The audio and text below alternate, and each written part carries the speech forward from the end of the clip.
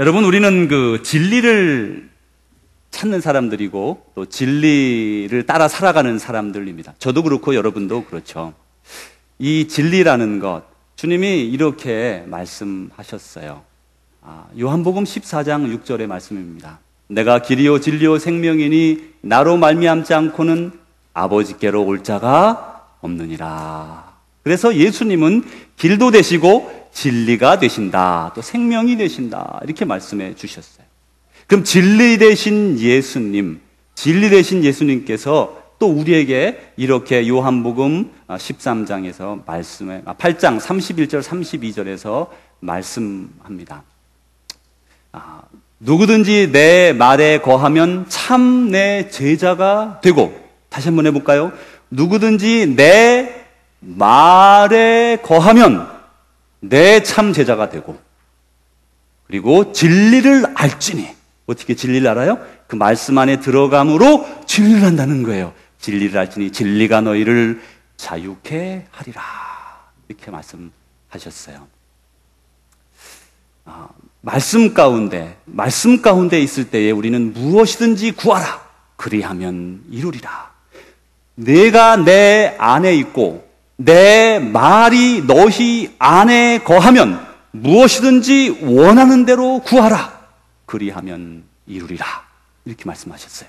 우리가 주님 밖에 있으면서 이거 주십시오 저거 주십시오, 그게 아니고 주님 안에 있으면서 무엇이든지 원하는 대로 구하라. 왜요? 우리는 이미 주님 안에 있으니까, 주님과 함께하니까, 주님이 내 안에 계시고 내가 주님 안에 있으니까 무엇이든지 구하는 대로 주겠다라고 자유를 주셨단 말이에요. 여러분, 성령의 사람들은 기쁘죠. 그리고 마음에 평강이 있습니다. 우리는 진리를 찾는 사람들이라고 말씀드렸는데, 진리이신 예수님, 그 예수님을 따라 우리는 살아갑니다. 하나님께서 이 세상을 창조하셨고, 또 그리고 그 아들 예수님을 통해서 우리에게 구원을 허락해 주셨으며, 그의 이름을 부르는 자마다, 믿는 자마다 구원을 얻으리라 약속해 주신 것 우리가 믿고 잘 압니다. 그리고 그 속에서 우리는 진리로 매일매일 살아가고 있습니다. 그런데 온 세상을 두루두루 돌아보면 다 그런 것은 아니다 하는 것을 알 수가 있어요. 우리가 3년쯤 전에 기니비사우라고 하는 서부 아프리카, 지난번에 우리 오셨던 곽기종 선교사님이 그 사역하시는 곳에서 서쪽으로 더 가면 기니비사우라고 하는 나라가 있는데, 전기가 그 나라에 들어온 지 한 5, 6개월밖에 안 됐습니다. 그러니까 얼마나 안 됐는지 아시겠죠? 5, 6개월 넘었어요. 제가 다녀온 지 3월, 그러니까 연초에 들어왔어요. 집에 들어왔냐고요? 아니고요. 공항으로부터 시내까지 들어가는 가로등만 전기가 들어왔어요. 전기가 없어요, 그 나라에는. 그런데 이제 그 나라에 우리가 한 상당히 큰 금액을 모금해서 가라시 섬이라고 하는 섬을 선교하기 위해서 3년 전에 모아서 선교사님에게 보내드렸습니다. 그리고 어떻게 됐는지 궁금하지 않으세요? 3년이 지났는데 얼마 전에 이메일이 왔습니다. 유요한 유태정 선교사님이 그 기니비사우에서 사역을 하시는데, 거기에 3년 동안 기도하면서 이렇게 애를 쓴 결과 드디어 그 섬에, 카라시 섬에 들어가서 선교할 목사님을 찾으셨답니다.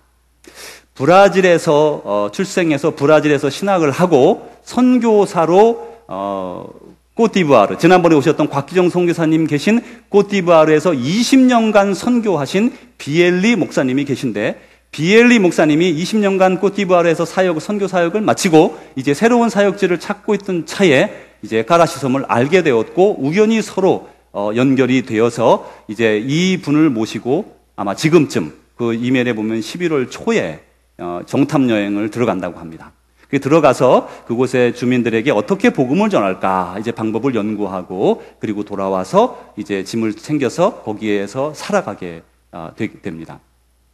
이제 이 비엘리 선교사님은 브라질 분이신데, 여러분, 브라질이 대단한 경제적 선진국은 아닌 것 같지만요, 거기는 삼바에 열정이 있는 것처럼요, 믿음의 열정이 있어요. 여러분, 그거 아세요? 그런 우리도 그렇거든요.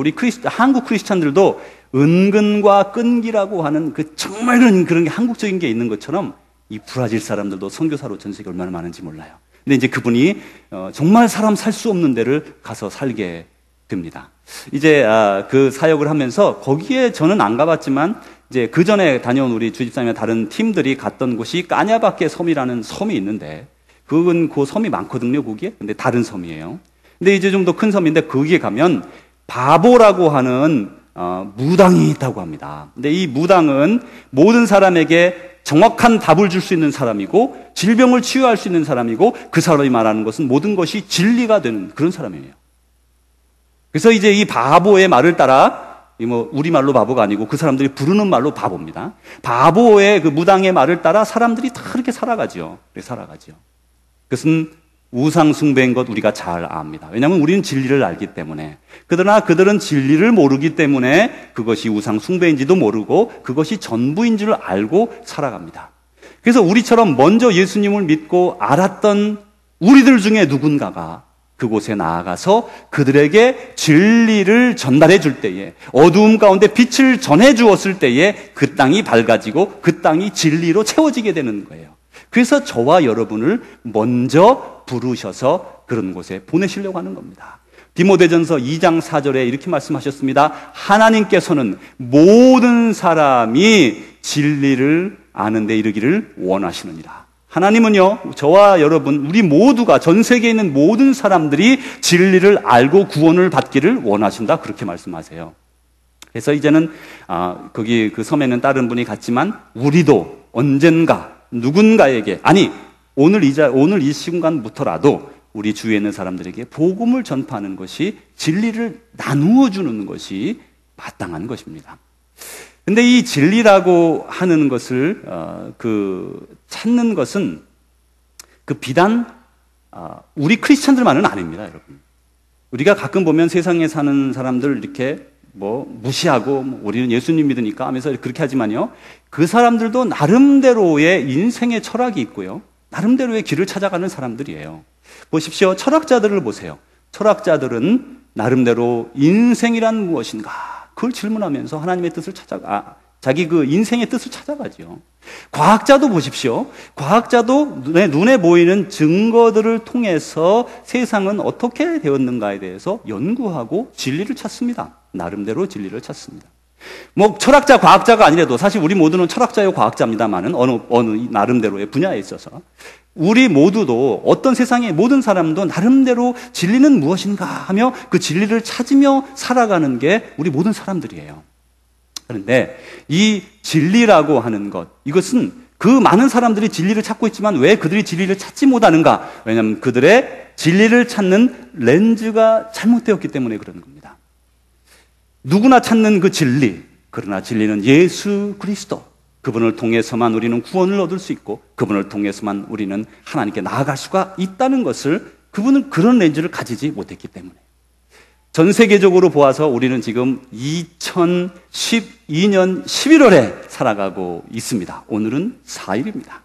그런데 1600년대까지 몇 년쯤 됐죠? 400년쯤 전에까지는 이 세상 사람들이 어떻게 생각했는가 하면, 그 당시 이 동서양으로 나눌 수 있는데 서양의 중심은 유럽이었습니다. 근데 유럽 세계에 살아가던 사람들의 생각은 어땠는가 하면 모든 것은 하나님이 지으셨고 그리고 하나님에 의해서 이렇게 다 진행이 된다는 것을 믿었어요.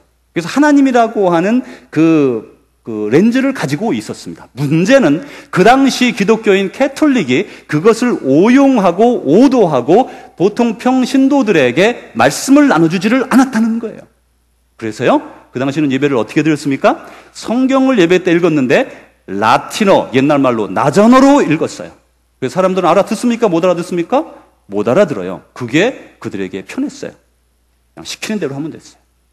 그러니까 세상이 우매한 곳으로 가고 목자들은 목자들대로 아주 나름대로 편안하게 살아갔어요.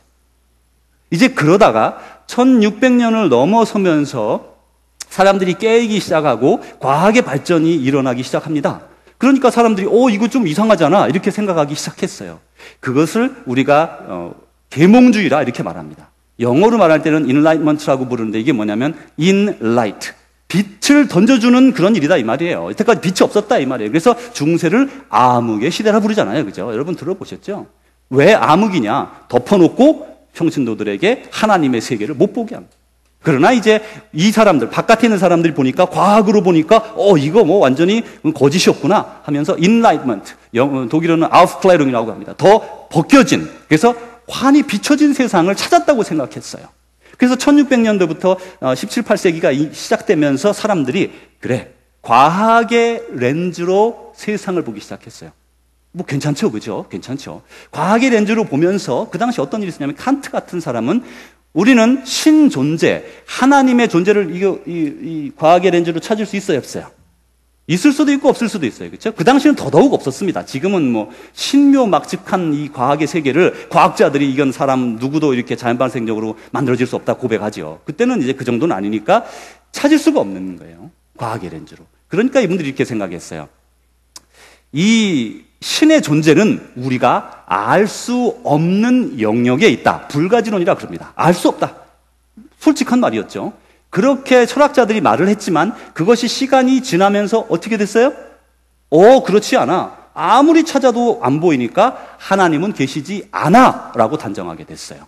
그러면서 때맞춰서 1850년대에 뭐가 나타났어요?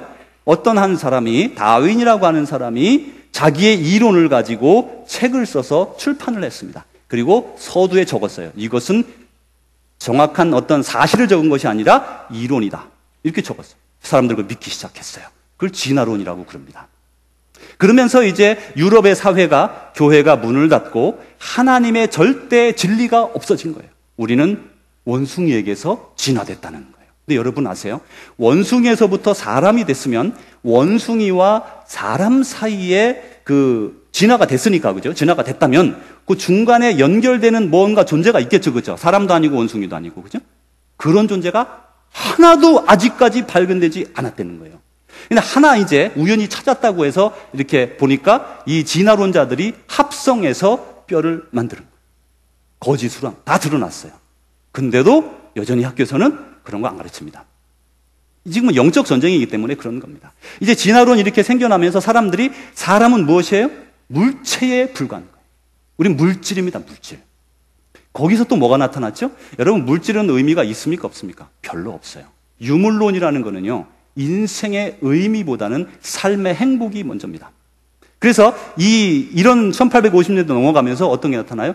마르크스나 칼 마르크스나 레닌 같은 사람들이 생각하기를 유물론이라는 걸 만들어내고 이제 거기에서부터 공산주의가 출발합니다. 딱 맞아 들어가는 거예요. 사탄은 그거를 맞추는 거예요. 자기의 세상을 만들기 위해서 하나씩 만들. 그래서 전 세계가 사탄의 소굴로 들어가서 그 당시 전 세계 절반이 공산주의를 받아들이다시피 했고, 그리고 나서 그때는 종교를 모두 없앴습니다. 이것은 거짓이기 때문에, 우리는 물질 덩어리이기 때문에 의미가 없는 거예요. 여러분, 그 결과가 무엇이겠습니까? 인간을 황폐화시키려는 거예요. 정신을 말살하려는 것이에요. 그리고 하나님을 우리의 눈으로부터 떠나게 하려는 거예요. 이제 이렇게 진리가 있음에도 불구하고 진리를 가른 그릇되게 이렇게 막아버리는 그 렌즈를, 다른 렌즈를 갖다 대면서 사람들이 점점점 주님을 떠나기 시작하고, 그러면서 유럽에는 이제는 많은 사람들이 주님을 떠나서 이제 얼마 있지 아니하면 무교가 될까요? 이상하죠. 그러지 않고 이슬람교로 넘어가고 있어요. 이상하지 않아요? 이상하지 않아요? 무교가 돼야 되지 않겠어요? 하나님이 없어. 진화됐어요. 그리고 우리 물질이에요. 그냥 행복하게 살면 돼요. 그냥 먹고 마시고 즐기고 그렇게 살면 돼요. 근데 왜 거기에 회교가 자리를 잡을까요? 이상하죠. 이게 바로 사탄의 전략인 거예요. 인간의 이성으로는 이해가 안 되는 겁니다. 이성으로는 이해가 안 되는 거지. 무신론과 그리고 다른 신으로, 잘못된 그릇된 신으로 진리를 비진리로 이끌어내는 게 지금 사탄이 원하는 것이고, 그거를 통해서 사탄은 전 세계를 손아귀 위에 넣어가고 있어요. 그의 생각대로. 자기는 아니라고 하지만 유럽에 있는 많은 사람들은 사탄의 생각과 사탄의 방식으로 살아가기를 선택했다는 겁니다. 여러분이 진리를 안다고 하는 게 이게 꼭 좋은 것만도 아니에요. 이 역사적으로 보면 갈릴레오 갈릴레이라고 하는 사람은 망원경을 만들었는데 원래 망원경이 없었냐? 그게 아니고 그 당시에도 망원경이 있었답니다. 그런데 이것을 이렇게 여러 개를 사용해서 멀리까지 볼 수 있는 망원경을 만들었대요. 근데 그걸 가지고 멀리까지 보니까 연구하면서 알게 된 것이 분명히 지구가 전 우주의 중심이 아니라 태양을 돈다는 걸 알게 됐어요.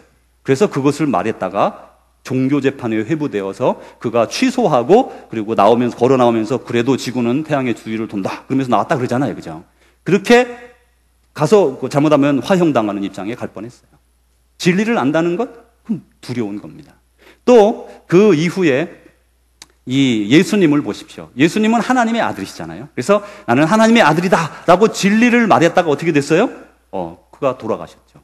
그가 대제사장과 서기관들에게 모함을 해서 진리를 말한 예수님을 없애버렸어요.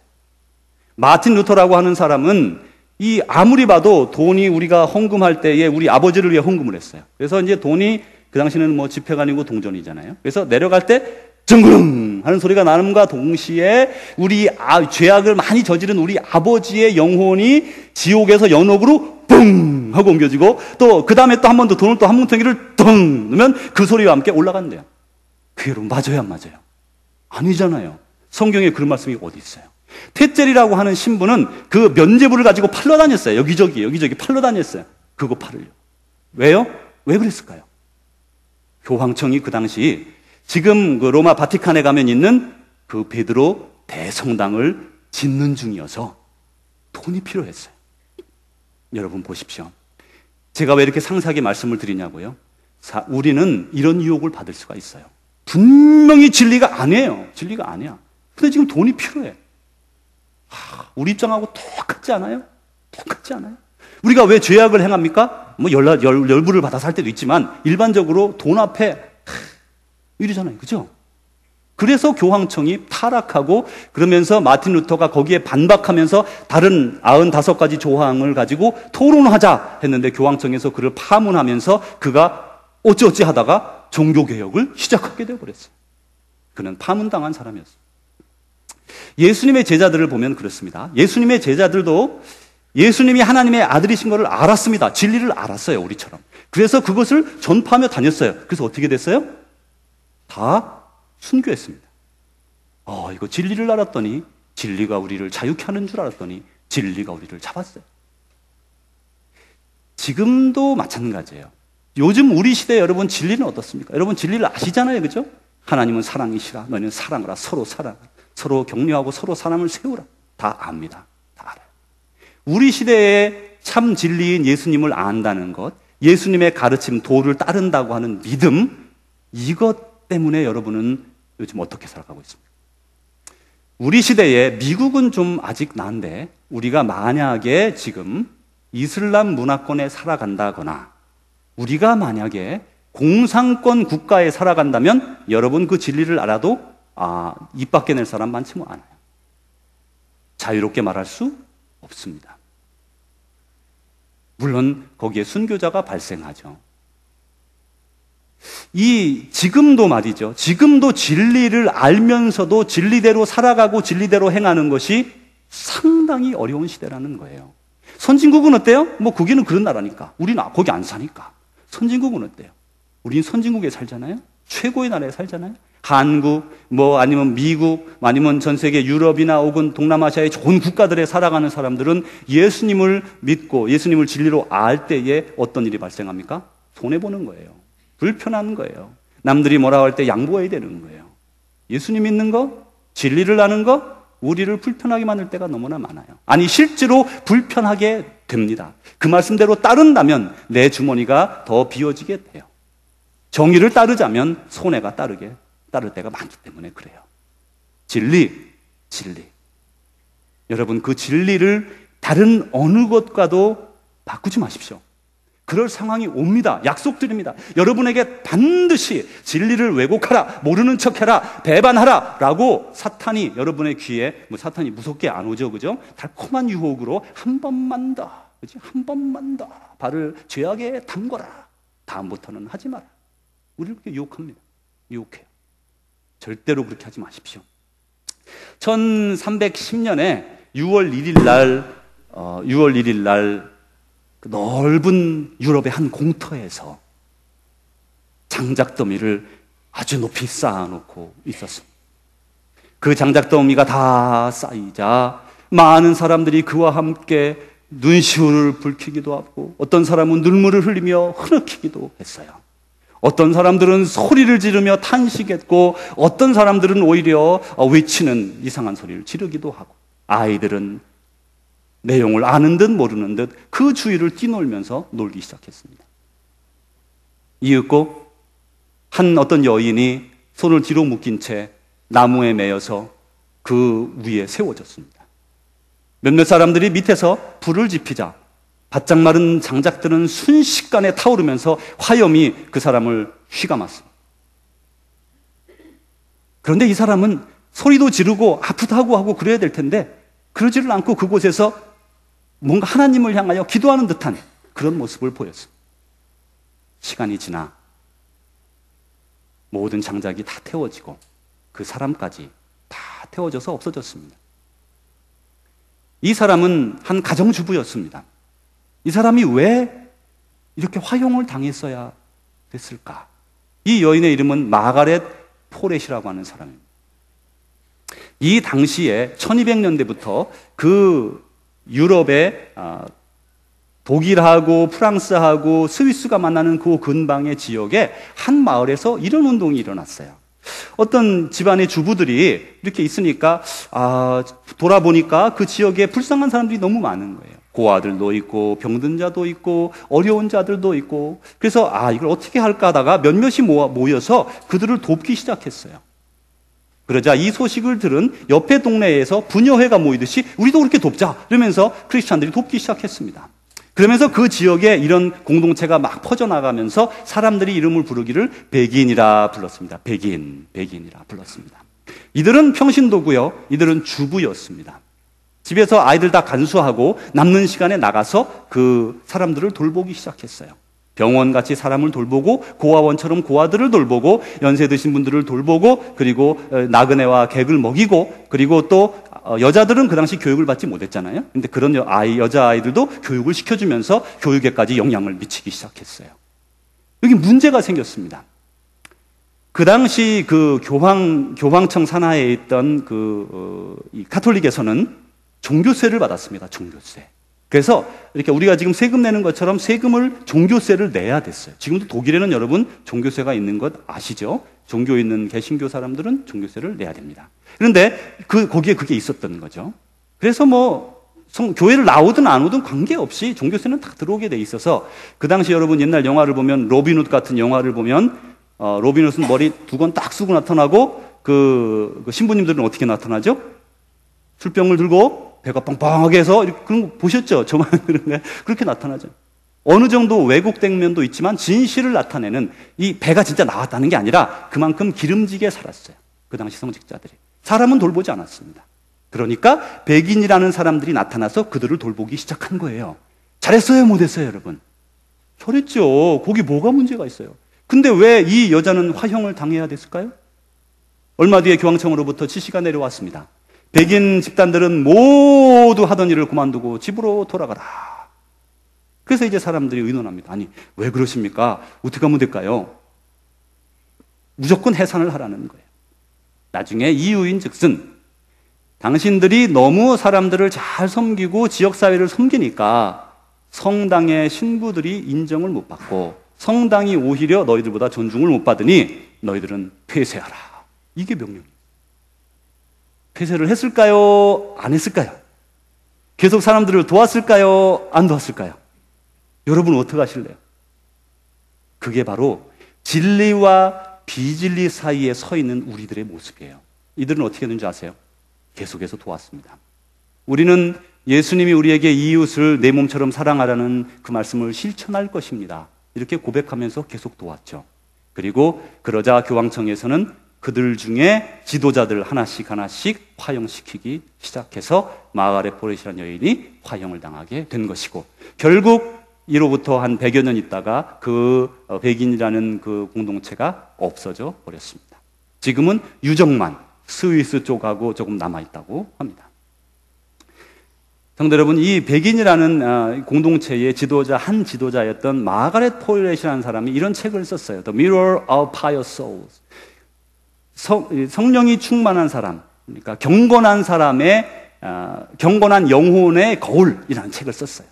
그런데 그 책 속에 성령의 7단계, 믿음 생활의 7단계, 믿는 자들의 7단계를 적어놨어요. 근데 그게 이제 The Seven Stages of Pious Soul 그렇게 적으면서 7단계가 있다라고 했습니다. 이 말씀은 성경 말씀이 아닙니다. 지금 말씀을 나눠드리는 것은 하나님께 은혜를 입고 성령에 깊이 들어간 그런 한 여성 영성 지도자의 그 내용을 우리가 가지고 와서 나누려는 것입니다. 먼저 그분이 7단계를 말을 했는데 여러분 한번 가만히 지금부터 이렇게 잘 들어보시기 바랍니다. 자, 먼저 여러분 그 나눠드린 거기에 보면 종이를 한번 지금부터 한번 보세요. 펜이 없거들랑 펜도 한번 있는가 확인해 보십시오. 주보 안에 끼어 있었던 한 장 종이가 다 있을 겁니다. 자, 이거를 조금 있다가 우리가 작성할 거예요. 제가 5분 시간을 드리는데 지금은 그것을 어떻게 작성하는가를 알려드리고 그건 제출하는 게 아니고 여러분이 집으로 가져가시는 거예요. 자, 이제 먼저 제가 그 영성의 7단계에 대해서 설명을 해드리겠습니다. 먼저 첫 번째 단계는 이런 것입니다. 첫 번째 단계는 이 어떤 한 영혼이 하나님을 만났어요. 자기는 죄악 가운데 있었는데 하나님을 만났어요. 그게 얼마나 좋아요. 그래서 사죄함을 얻고 그리고 하나님의 사람이 되었어요. 그래서 열심히 말씀대로 살아갑니다. 다 우리 같죠? 그 다음에 한 가지 단서가 붙어요. 근데 이분이 이런 선한 일을 안 하면 선한 일을 하고 있는데 왜 하고 있냐면 안 하면 지옥 갈까봐, 안 하면 벌 받을까봐 하는 거예요. 우리 옛날에 어렸을 때 초등학교 때 뭐 이렇게 선생님이 막 교회학교에서 그러죠. 떠들고 놀면 너희들 하나님이 다 보고 있어. 다 떠드는 녀석들은 벌 주실 거야. 그렇게 말하잖아요. 그죠? 그런 걸 심어 주셨죠. 어렸을 때. 그런 거예요, 이게. 하나님의 뜻을 따르려고 애를 쓰고 하는데 두렵기 때문에 안 하면 벌 받을까봐, 내가 이렇게 맘대로 살다가 지옥 갈까봐. 이게 이제 첫 번째 신앙의 단계라고 그래요. 안 믿는 사람은 바깥에 있는 겁니다. 1단계 이렇습니다. 2단계는 이제는 내가 이 영혼, 여기에 속한 영혼들은 물질을 잃어버리는 거, 혹은 다른 사람들의 말, 육신의 병약함, 이런 거 두려워하지 않아요. 더 이상 두려워하지 않습니다.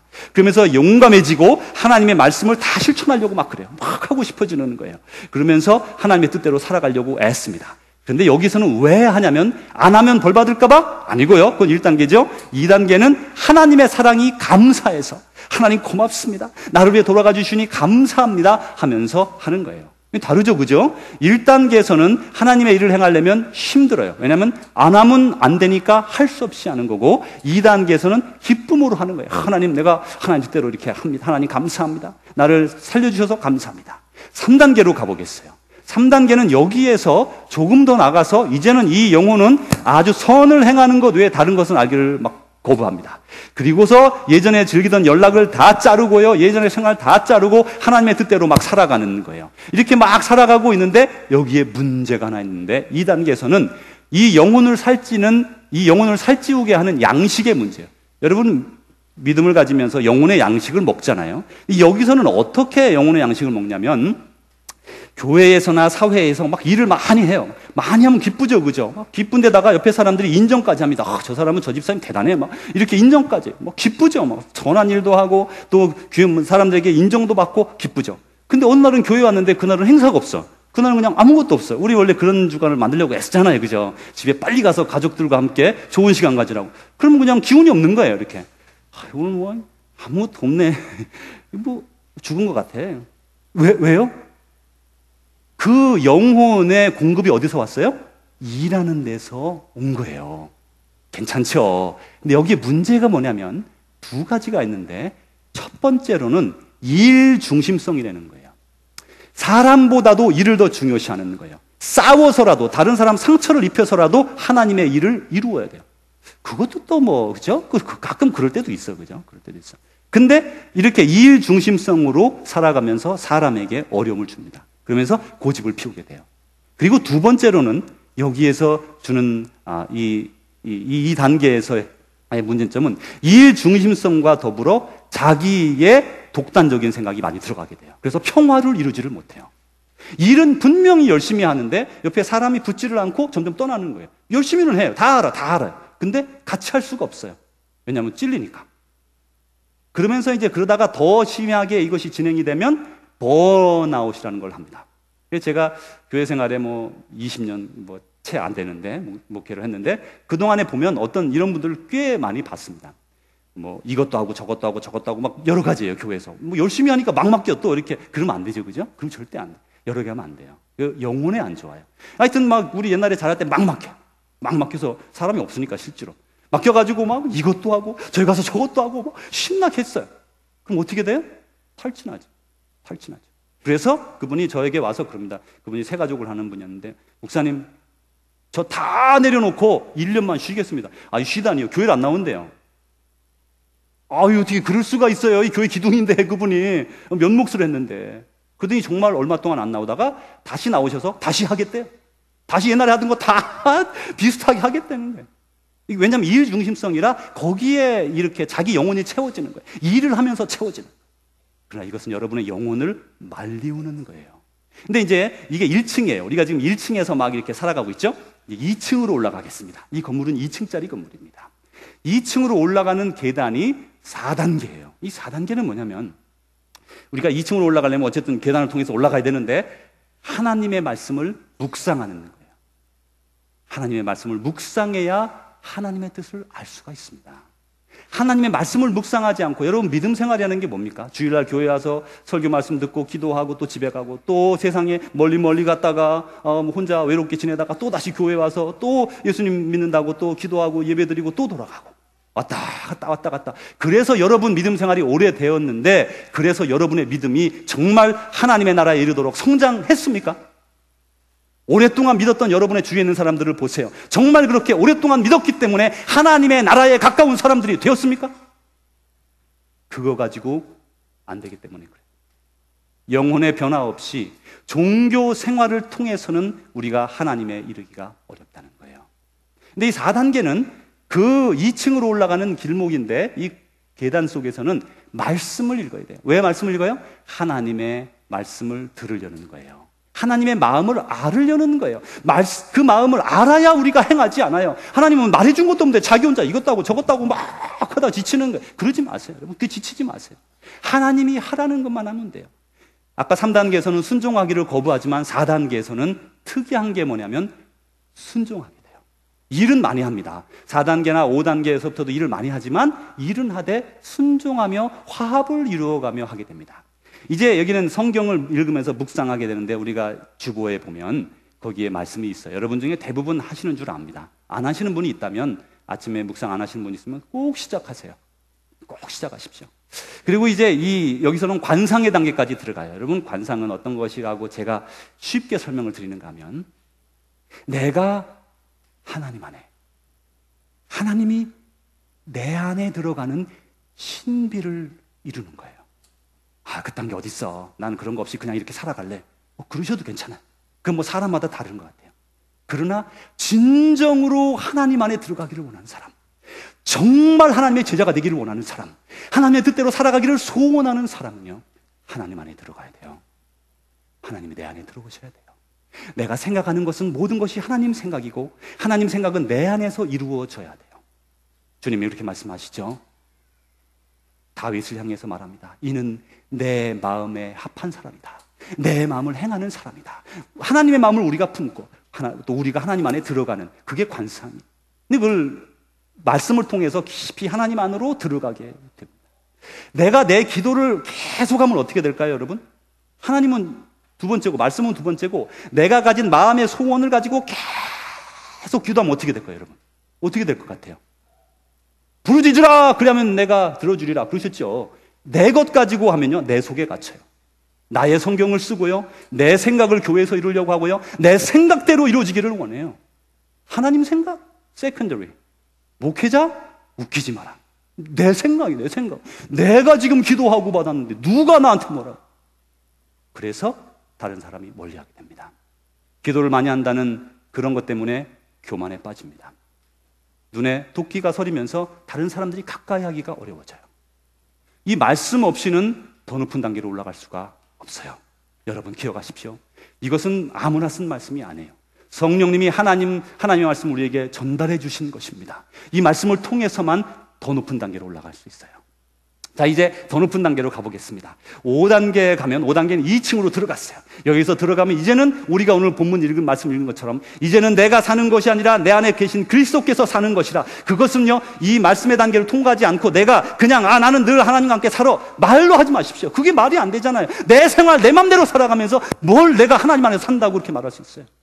누가 그렇게 자신 있게 말할 수 있어요? 왜요? 말씀 안에 거하지 아니하면, 말씀이 나를 변화시키지 아니하면 내 노력으로는 되지 않는다, 그 말이에요. 그런 것이 내 노력으로 되면 얼마나 좋겠어요. 그럼 율법으로 이룰 수 있죠? 그렇지 않습니다. 말씀이 나를 감화시켜서, 나를 변화시켜서 나를 하나님께 이끌어주는 거예요. 그 단계를 여러분 꼭 거쳐야 돼요. 내 맘대로 내가 막 하고 싶어서 막 봉사하다가 이거 힘들어 그만둬, 이게 아니라고요.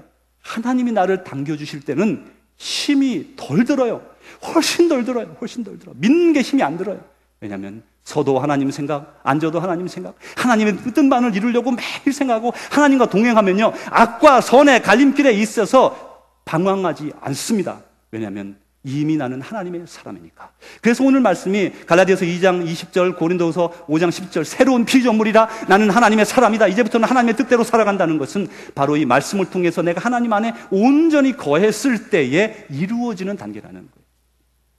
이제 다음 6단계로 가면, 6단계는 상당히 중요한 단계인데 5단계까지 온 사람이 6단계로 왜 들어가게 되냐면, 이것은 겸손의 시면으로 들어가는 거예요. 겸손의 시면. 아주 깊은 겸손의 시면, 그리스도 안에서 겸손의 그 깊은 바다에 빠지는 거예요.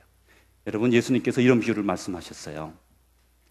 너희 종들이 바깥에 들에 가서 일하다가 집에 들어왔다.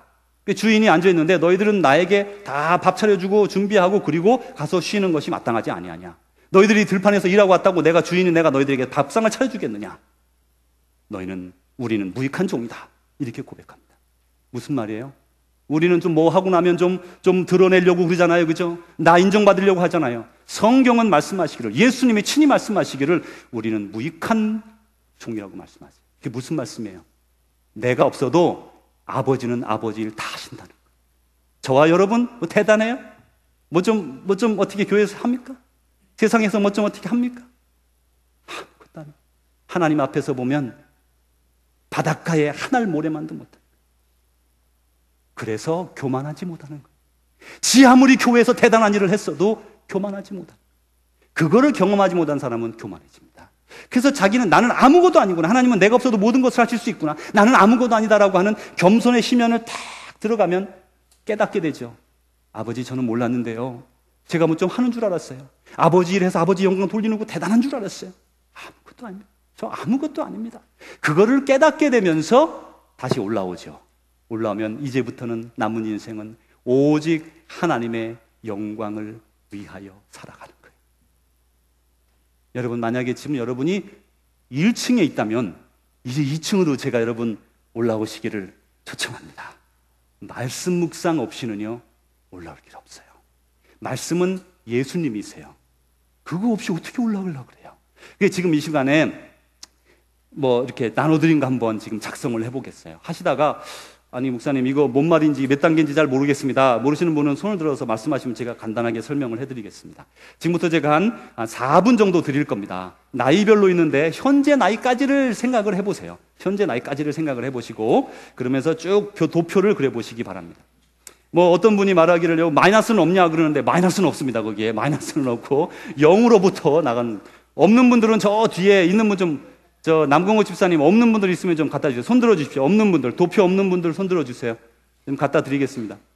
정경훈 집사님 있어요? 눈이 딱 보이네. 빨리 가서 가져오세요. 자, 펜도 가지고 가시고 지금부터 한 제가 4분 드릴 테니까 이제까지 내가 어떤 단계에 있었는가 한번 가만히 한번 살펴보시기 바랍니다.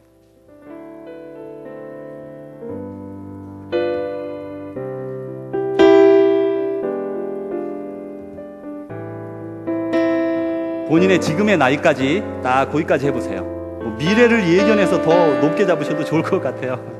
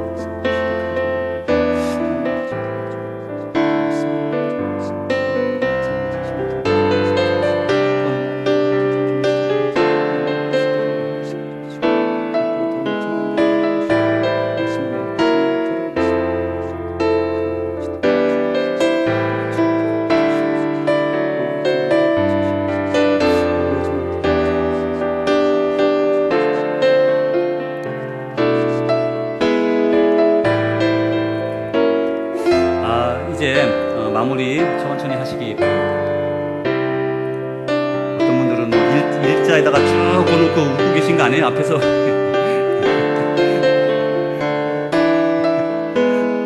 네, 이제 마무리하겠습니다. 지금으로부터 약 20년 전 제가 신학을 준비하고 또 한국에 있는 신학교를 다닐 때 성경을 한 16번, 7번 정도를 읽었습니다. 그때 그 성경을 읽을 때마다 하나님 말씀을 저는 읽는다 하지 않고 듣는다 그렇게 합니다. 듣는다는 말은 성경을 이렇게 객관적으로 이 글을 이렇게 읽으면 그랬대 이렇게 하고 넘어가지만 하나님이 여기 지금 딱 나타나셔서 진희철 집사님에게 희철아 내 말을 들어라 그러면요 다 다르게 돼 있어요. 거부 못합니다. 제가 그랬거든요. 그전에는 이거 뭐 누구에게나 다 하시는 말씀인데 뭐 이럴 수 있지만 하나님이 나에게 오셔서 내 이름을 부르면서 말씀을 주시면요 아무도 그거에서 벗어나지 못해요. 그렇게 읽어야 되는 거예요. 성경은 그렇게 주시는 겁니다. 우리에게 살아계신 하나님 아버지의 말씀이에요. 그런데 이제 이렇게 그렇게 읽으면서 많은 이렇게 은혜를 누리고 눈물을 흘렸습니다. 하나님께서 말씀 읽을 때마다 저에게 찾아오시고 위로하시고 격려하시고 약속하시고 여러분 그건 제가 평생 못 잊어버려요. 그 방에 창문이 저쪽으로 나 있었는데 마치 다니엘이 하루에 3번씩 예루살렘 성전을 향하여 바벨론에 잡혀가서 기도했잖아요. 그것처럼 그 창문을 통해서 하나님의 은혜가 막 넘쳐나오는 것 같아요. 한 번은 거기서 성경을 보고 있는데 참새가 글쎄 제 방에 들어온 거 아니에요. 정말 잊어버리지 못합니다. 그런데 이제 제가 집에 있을 때는 이렇게 문을 많이 잠궜어요. 이거 한국 사람 그런 거 있잖아요. 남자가 돼가지고 울고 짜고 그러면 안 되잖아요. 그죠? 그래가지고 혹시 아내가 볼까 아이들이 볼까 그 생각이 들어가지고 문을 꽉 잠가놓고는 안에서 혼자 여러 시간씩 성경 봤어요. 여러 시간씩. 삶의 참 기쁨은요 재물을 얻었을 때도 오고 결혼을 했을 때도 오고 원하는 것을 획득했을 때 옵니다. 그런데 하나님의 그 기쁨을 맛보고 나면요 그 대신할 거 없어요. 대신할 거 없어요. 내가 지금 죽어도 좋다는 사도 바울의 말이 그런 거예요. 사나 죽으나 나는 당신의 것입니다. 그런 걸 맛보고 이제 주님 안에서 살아가게 되었습니다. 그 역사는 2000년 전 예수님이 있을 때뿐 아니라 또 20년 전뿐 아니라 오늘 지금 우리에게도 나타나는 역사인 것입니다. 사랑하는 주의 제자 여러분, 우리가 주의 말씀을 읽지 아니하면 하나님 아버지의 마음을 알 수가 없어요. 그분이 여러분에게 친히 이 말씀을 주신 거예요. 우리 옆집 개똥이한테 줬다고 생각하지 마세요. 여러분에게 주신 겁니다. 이 말씀은 하나님이 직접 여러분 앞에 쓰셔서 여러분에게 지시하는 거예요. 그래서 따라야 되는 겁니다. 그래야 순종해야 되는 거예요. 그 순종을 통해 우리의 영혼이 정화되고 우리는 자유로운 삶을 누리게 되는 겁니다. 이제 다음 주간에는 어떻게 우리가 성경 말씀을 묵상하며 기도하는가 하는 방법에 대해서 말씀을 나눕니다. 한 주간 더 주님한테 기도하면서 다음 주 말씀을 기다리시기 바랍니다. 다음 주에 우리 성경 말씀을 통해서 어떻게 내가 하나님 안에 들어가고 하나님이 내 안에 머무는가, 내 인생의 변화가 어떻게 시작이 되는가, 그런 말씀을 다음 주에 계속해서 나누도록 하겠습니다. 다 같이 기도하시겠습니다.